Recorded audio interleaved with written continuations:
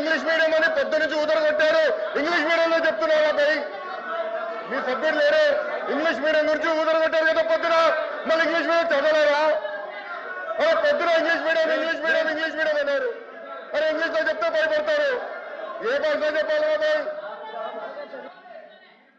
Governor గారు చదివింది English లో. మీరందరూ బైకాట్ చేయకుండా కూర్చుని ఉంటే బాగుండేది. అరే అది కాదు భయ్, ఇంగ్లీష్ మీడియం చదవకూడదా?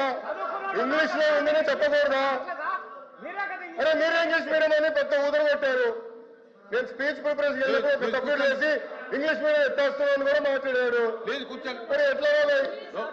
తెలుగులో మాడితే తప్పంటారు, ఇంగ్లీష్ లో మాడితే తప్పంటారు, ఇంకే భాష మాట్లాడాలి? లోకేష్ గారు సార్ క్లియర్ గా 4వ పేజ్ లో to date investors have pledged investment of 6.5 lakh crores with an employment potential of 4 lakh jobs.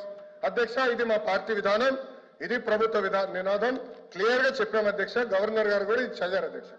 దయచేసి మేడం గారు గుర్తుపెట్టుకోవాల్సిందిగా కోరుతున్నాం.